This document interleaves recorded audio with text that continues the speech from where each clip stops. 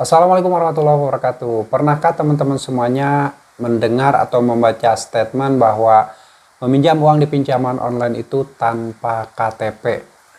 Nah, ini akan saya jelaskan berdasarkan pengalaman saya dari mulai tahun 2015 mengenal pinjaman online. Saat itu pertama kali saya menggunakan Home Credit Indonesia. Dan ada statement yang mengatakan bahwa meminjam uang di pinjaman online itu tanpa menggunakan KTP. Nah, berdasarkan pengalaman saya ketika saya menggunakan pinjaman online dari tahun 2015, dan semuanya yang pernah saya pakai itu adalah aplikasi pinjaman online yang statusnya sudah terdaftar di Otoritas Jasa Keuangan. Waktu itu yang terdaftar di OJK itu lebih dari 102 pinjol, sebenarnya masih banyak yang waktu itu sekitar 145 ya, 145 pinjaman online legal yang terdaftar di Otoritas Jasa Keuangan. Dari situ menyusut dan berkurang, dan akhirnya saat ini ada tersisa sekitar 101 pinjaman online yang masih terdaftar di Otoritas Jasa Keuangan dan statusnya adalah legal. Nah, mengenai statement yang menyatakan bahwa ketika Anda ingin meminjam uang di pinjaman online itu tanpa menggunakan KTP. Setahu saya, selama pengalaman saya menginput data di lebih dari 60 pinjaman online legal, saya selalu menggunakan KTP. Karena ketika mendownload aplikasi pinjol legal tersebut, lalu kita pasti diminta untuk memasukkan data-data yang ada di KTP. Itu semua pinjaman online yang pernah saya download ya, lebih dari 60 pinjol legal pokoknya. Saya pernah waktu itu dari dulu saya download dan saya verifikasi, bahkan ada pinjol legal yang sudah bangkrut, sudah tidak ada lagi, dan semuanya menggunakan KTP. Karena pertama kali yang harus kita masukkan yang diminta oleh pinjaman online itu adalah verifikasi identitas yang dikeluarkan oleh pemerintah yang resmi. Karena mungkin pinjaman online juga tidak mau mereka dibohongi dengan KTP palsu atau identitas palsu. Sehingga kemungkinan kalau misalkan ada nasabah yang menggunakan identitas palsu, kemungkinan besar kalau mereka terkendala gagal bayar atau telat bayar itu akan berpotensi dijerat dengan hukum pidana karena menggunakan data-data palsu. Nah, menurut pengalaman saya selama menggunakan pinjaman online dari dulu itu, semua pinjol pasti meminta data-data di KTP, karena yang saya gunakan dari dulu adalah pinjaman online legal semua. Saya tidak pernah menggunakan pinjaman online ilegal. Hanya saya tahu beberapa pinjaman online ilegal tapi tidak pernah menggunakannya. Dari mulai dulu yang saya pernah input data itu dari mulai Danamas, Investri, terus Kredit Pintar, pokoknya semua pinjaman online yang jumlahnya lebih dari 60 itu adalah legal semua. Dan semuanya menggunakan verifikasi KTP. Jadi buat teman-teman semuanya yang mendengar dari teman, dari media sosial, dari manapun itu yang mengeluarkan statement bahwa pinjol tanpa menggunakan KTP itu sebenarnya tidak benar ya, kalau pinjolnya statusnya terdaftar di Otoritas Jasa Keuangan. Pasti semua pinjol itu meminta data di KTP sebagai jaminan.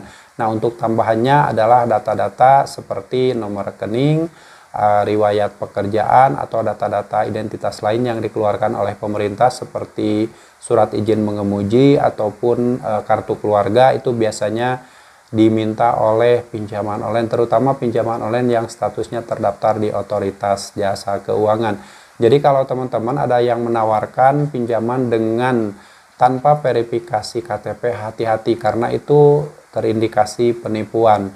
Sebaiknya ketika kalian ingin menggunakan pinjaman online, pikir-pikir 100 kali lipat atau 1000 kali lipat. Jangan sampai kalian langsung percaya dengan tawaran-tawaran yang dilakukan oleh pinjaman online manapun, mau legal atau ilegal. Karena ketika kalian sudah terlanjur berhutang di pinjaman online dan kalian tidak paham dengan aturan-aturannya, kalian tidak paham dengan cara penagihannya, tidak paham dengan persentase bunga yang diterapkan, kemungkinan besar kalian akan berpotensi terjerat dan terlilit hutang di pinjaman online yang semakin besar dan tidak mungkin terlunasi. Jadi tips dari saya, kalau kalian yang belum pernah meminjam uang di pinjaman online, dari awal kalian hitung dulu jumlah penghasilan kalian per bulan berapa, Dan kalau kalian terpaksa harus meminjam uang di pinjaman online, usahakan jumlah cicilan atau jumlah pembayaran di pinjaman online tersebut tidak melebihi 20% dari penghasilan kalian. Sebagai contoh, penghasilan kalian 5 juta rupiah per bulan. Otomatis pembayaran hutang di pinjaman online dan hutang lainnya itu tidak melebihi 20%, atau berarti 2 kali 5 10, berarti sejuta rupiah ya, kurang lebih sejuta rupiah. Tidak boleh melebihi sejuta rupiah cicilan hutang kalian di berbagai platform. Jadi sekali lagi buat teman-teman semuanya, tetap berhati-hati terhadap pinjaman online baik legal ataupun ilegal, karena pengalaman saya mendaftar di lebih dari 60 pinjol legal itu, walaupun dari 60 pinjol legal itu hanya 27 pinjol legal yang pernah ngasih pinjaman, dan beberapa diantaranya pinjaman online legal tersebut ada yang sudah bangkrut, ada setengahnya itu tidak ngasih saya pinjaman karena mungkin mereka melihat skor kredit saya kurang bagus, jadi tidak memberikan pinjaman.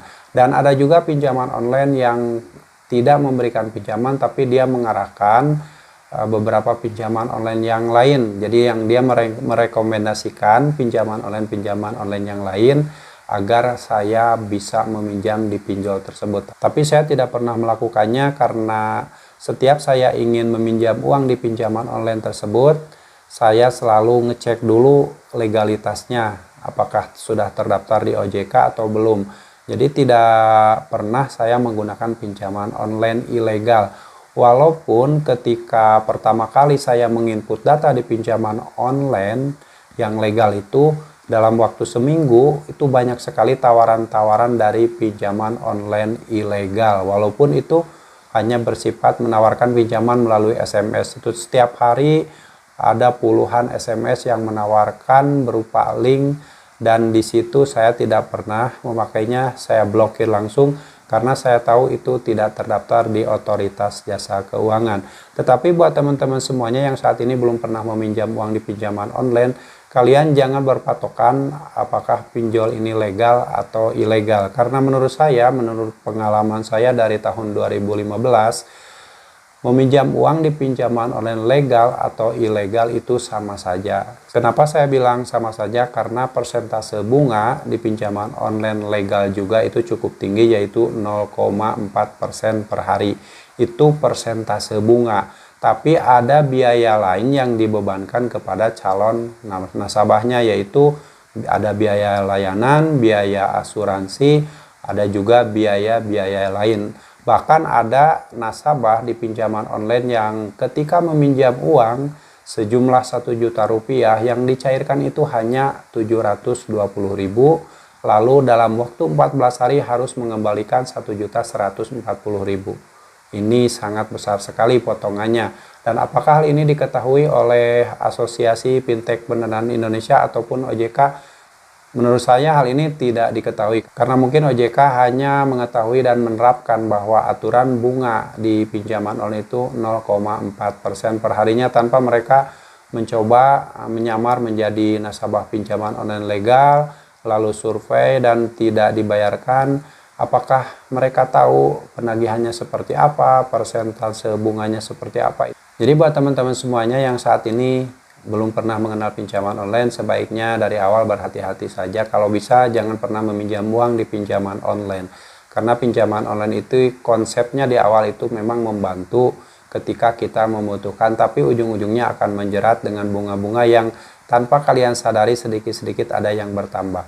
Ini saya berani menyampaikan karena saya pengalaman pribadi, dari dulu mencoba eksperimen pinjol yang ini, pinjol yang itu saya coba. Jadi saya tahu pinjol mana saja yang bunganya tiba-tiba berubah, jadi naik, jadi bertambah. Lalu pinjol mana yang tenornya tiba-tiba jadi berubah. Yang asalnya nasabah mengambil tenor 1 bulan, itu justru dicairkan 2 bulan atau 3 bulan. Jadi sebaiknya berhati-hati, dan saya selalu menyarankan kalau Anda belum pernah meminjam uang di pinjaman online, jangan coba-coba meminjam uang di pinjaman online kalau kalian tidak paham dengan aturan utang piutang yang ada di pinjaman online tersebut. Karena pinjol legal atau ilegal itu menurut saya hanya beda nama dan beda statusnya saja. Dalam prakteknya boleh dibilang itu masih sama saja karena persentase bunga memang 0,4% per hari, tetapi ada biaya layanan dan biaya lain yang dibebankan kepada nasabahnya di depan. Jadi ada nasabah pinjol itu ketika meminjam di awal itu sudah dipotong dengan biaya administrasi itu katanya. Jadi sebaiknya berhati-hati, jangan coba-coba meminjam uang di pinjaman online. Dan buat teman-teman yang sudah terlanjur meminjam uang di pinjaman online, sekali lagi, kalau Anda sudah merasa tidak sanggup membayar, sebaiknya Anda ambil segera solusi terbaik, yaitu gagal bayarkan, dan Anda bisa fokus mencari rezeki yang lain agar Anda suatu saat nanti ketika uang Anda sudah cukup, tidak mengganggu untuk kebutuhan hidup Anda, dan Anda ada niat untuk membayarkannya, silahkan dibayarkan kalau Anda ada niat membayarkannya. Tapi itu terserah kalian. Yang jelas, saya tidak pernah melarang kalian untuk membayar hutang. Tetapi kalau kalian sudah tidak mampu membayar hutang di pinjaman online, sebaiknya solusinya adalah secepatnya gagal bayarkan, ganti kartu, reset HP, kesetelan pabrik, agar kalian tidak diteror oleh penagihan yang dilakukan oleh DC pinjaman online tersebut.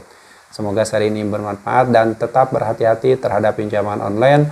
Lebih baik kalian fokus membangun masa depan kalian, jangan pernah fokus membangun masa depan pinjaman online. Sampai jumpa lagi di video saya selanjutnya. Wassalamualaikum warahmatullahi wabarakatuh.